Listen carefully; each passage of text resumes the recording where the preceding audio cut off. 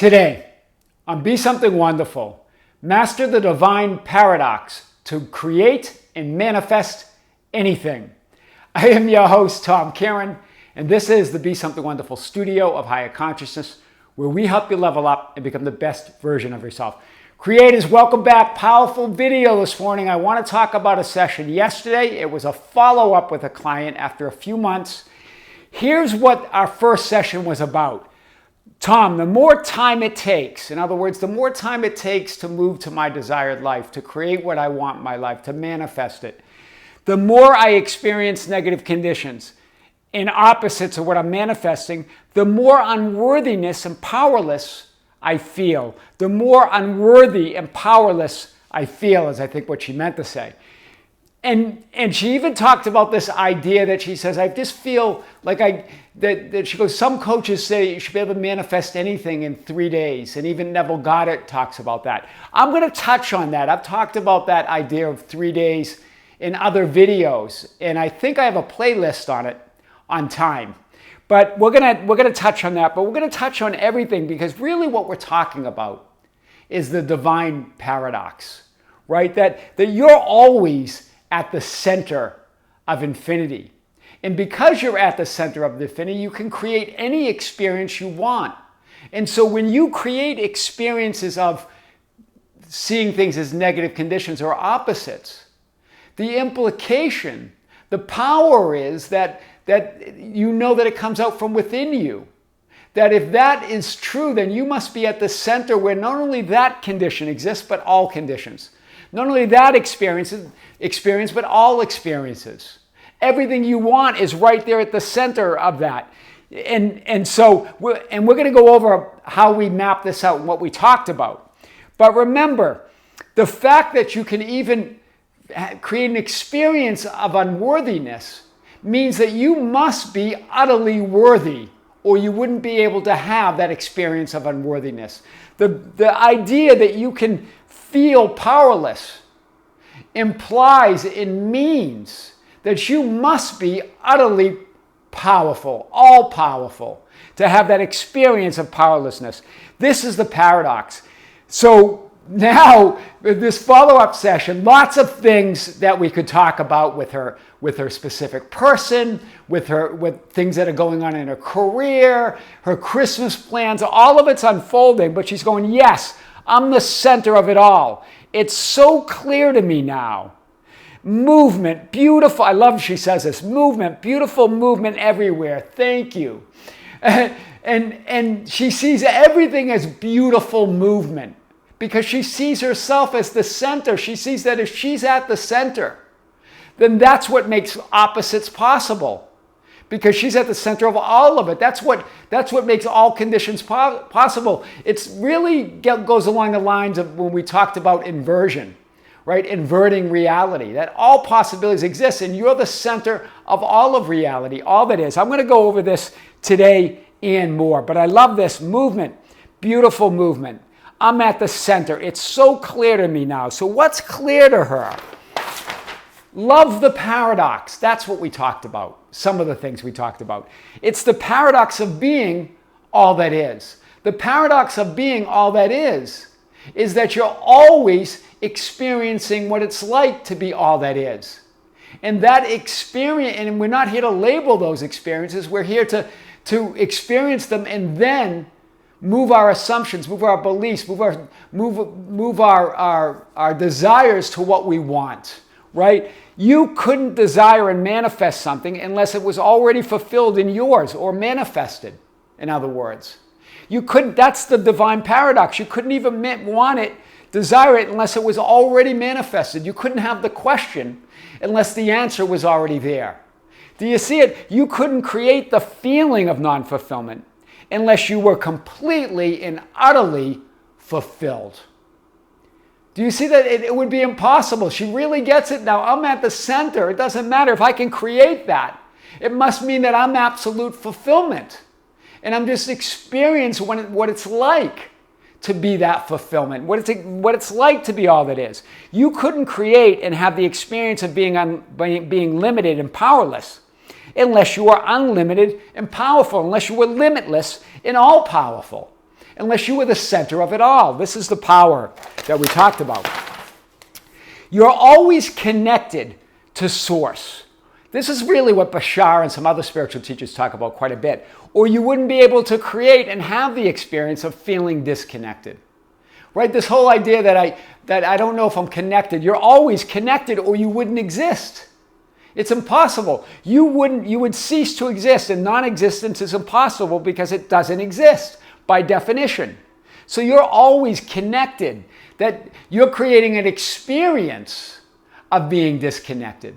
But you couldn't create that experience of being disconnected, hear this, unless you were absolutely connected, period. Do you see that experience of disconnection doesn't mean you're disconnected? It actually means you're connected. That experience of non-fulfillment doesn't mean you're unfulfilled. It means you're fulfilled.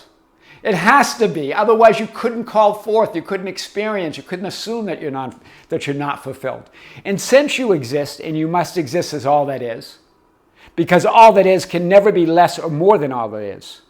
And so because of that, wherever God is at all, the all of God must be. That's what omnipresence means. That's why all power and all knowing is flowing through you and as you, because you're at the center of it all. The idea that you can even experience opposites points to the power that you are at the center of infinity, that you're at the center of the divine mind. That you can even have that experience points to the fulfillment that you are, points to the all that isness that you are. That's powerful, right? You would cease to exist because it doesn't exist. Since you exist, you must exist as all that is, because all that is can never be less or more than it is. So to have any one experience, you must be at the center of all experiences, or else you wouldn't be able to experience it. This is really what we're talking about. You wouldn't be able to create the experience of disconnection from Source and non-fulfillment unless you are always fulfilled and always connected. You must be connected to be able to connect, to create an experience of disconnection. You must be already fulfilled to create an experience of non-fulfillment. It has to be that everything is here and now, one moment. So this whole thing about 3 days and time, it's all here and now or not at all. Manifesting is about allowing yourself to experience that one moment, the one moment there is. I've talked about this the last few days, from a different viewpoint, a different vantage point, a different frame, or a different identity. That's all that one moment is. It's not about 3 days. It's not an indication of manifesting. And remember, the metaphysical meaning, the biblical meaning of that means completion, fulfillment. It's done. It's complete. It's absolute knowing that you are that. That's the real significance. It's really talking about intensity of your conviction, right? Conviction's conviction, but intensity, not time. And intensity is conviction of being that. So that's powerful. Time is the experience of shifting frames and identities, right? Seeing or experiencing all that is and all that you are from a new perspective.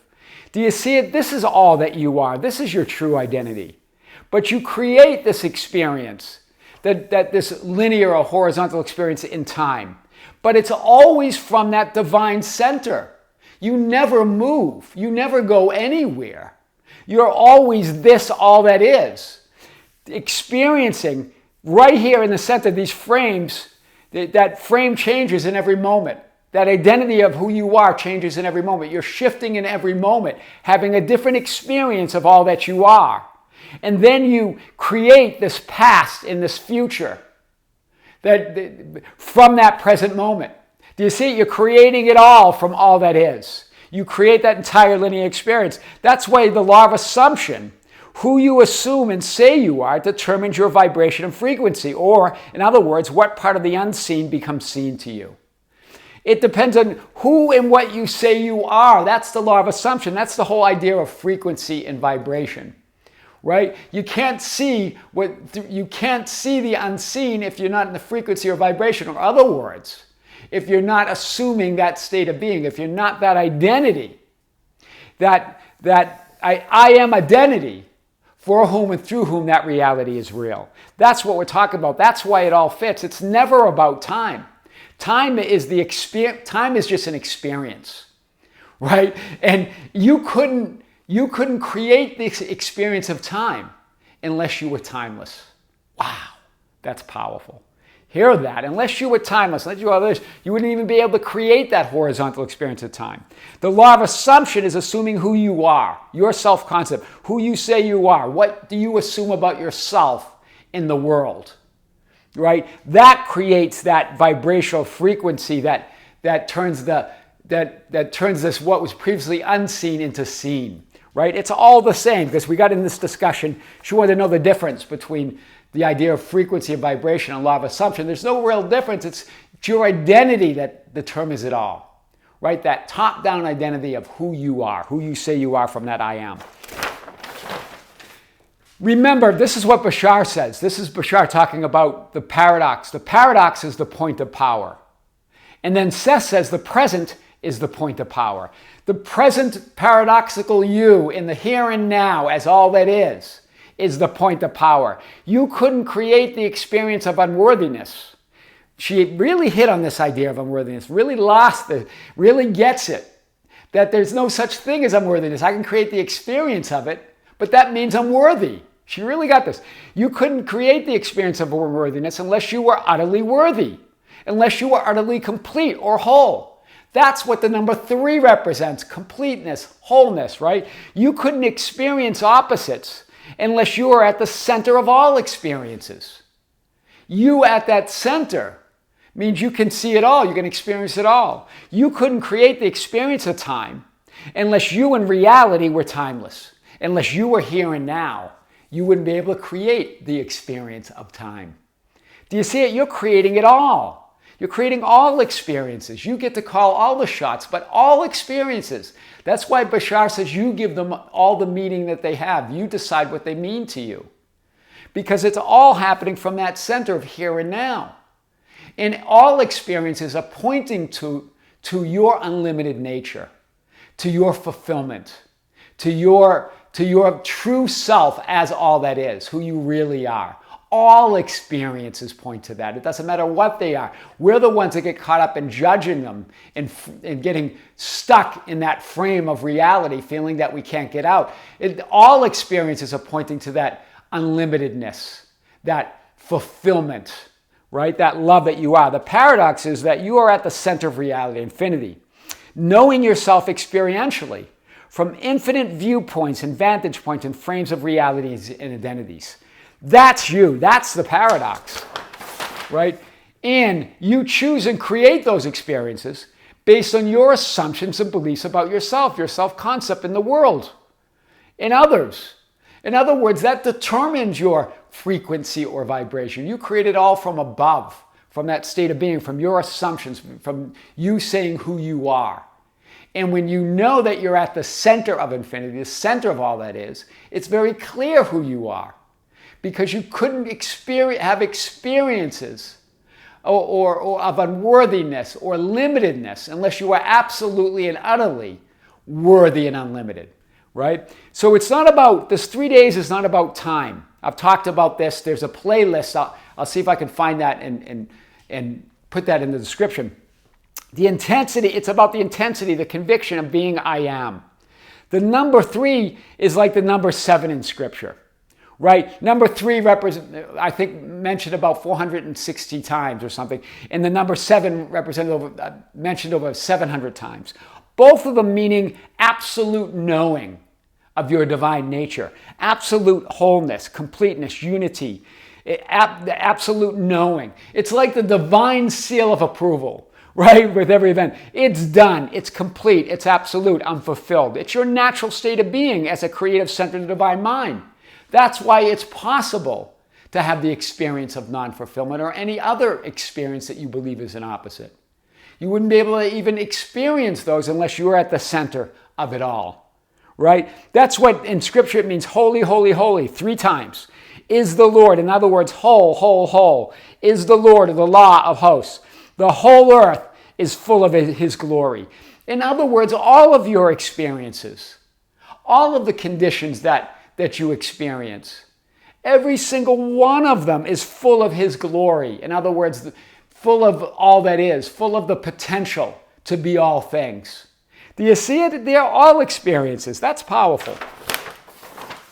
It's about your recognition, your awareness and conviction, your intensity, in other words, as being one with Source here and now, because that's what it's always about. It's not about time. It's about being in that here and now as a divine center, right? Claim that. Be that center, and then everything unfolds accordingly. Remember, that's what you want anyway. That's the kingdom. That's the prize, right? This is what this client got. That's what everything else is added on to you. First seek the kingdom, right? The number 3, 111, mind, body, soul, Father, Son, Holy Spirit, spiritual, mental, physical planes, conscious, subconscious, superconsciousness. Jesus rose after 3 days. His parents, when he was 12 years old, his parents were looking for him for 3 days. And he says he was in the temple, right, doing the work of his fathers. They were looking.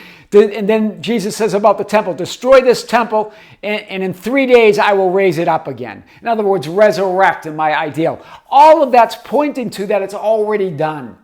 3 days is not a time frame, and I get it. Even Neville Goddard talked about it, pointed to 3 days in some of his quotes. I understand all of that. And I understand why the coaches are talking about that. None of it's necessarily wrong. You can manage. Remember, time's within you. You get to create time. You create the whole idea of time. So you can create within time, right? Right? Because you create time. You create the whole idea. You create it all. That's my point. It's all done here and now. There is no time, right? And then remember Jonah. As for Jonah, was 3 days and 3 nights in the belly of the great fish, the great subconscious, the great I am, right? In the belly of the fish. So will the Son of Man be 3 days and 3 nights in the heart of the earth. There it is again, that the earth, that you as the center of reality, the center of your 3D experience is the center of reality. That everything comes as projected and reflected from you. You are the Son of Man.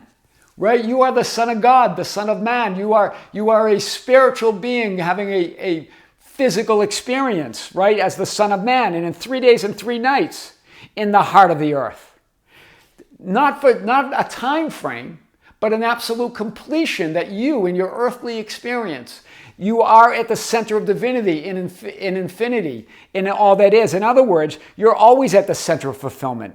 No matter what the conditions or what you're thinking or feeling. That's the real message. That's why she's having this experience of creating and manifesting anything now. Because she is mastering the divine paradox. She sees all conditions as evidence of her as the center of reality, as the center of her 3D earthly experience, as the center of the divine mind. She just sees herself as the center of fulfillment. No matter what the physical conditions are, and no matter what she's thinking and feeling now, she's seeing herself as the center. That's how you master the divine paradox to create and manifest anything. We'll do more follow-ups on her. We have another session, I think, in 2 weeks. And more is coming. Creators, with great love and great light, this is Tom Kearin with the Be Something Wonderful studio here in Las Vegas. I am just really pleased to have you. Remember, you can also check out our videos on the membership channel. There's a link below if you want to join that. I've had a lot of questions on the live stream that we just published and the video that we just posted. Remember, you don't have to join but that's just an option. There's more content, but there's also going to be a lot of content in here and maybe a live stream in the future on the public channel, but that's not in the plans at this moment. Thank you for subscribing. Thank you for being here. Thank you for commenting and sharing the videos. Thank you for being part of our Facebook group, the Be Something Wonderful Ambassadors at facebook.com/groups/Be Something Wonderful. For joining us on Instagram and Twitter at Tom Kearin. For joining us on TikTok at Be Something Wonderful. And for just being here every day with me. I love it. Creators, with great love, with great light and infinite gratitude. This is Tom here in the studios of Be Something Wonderful here in Las Vegas. Until next time, we'll see you soon.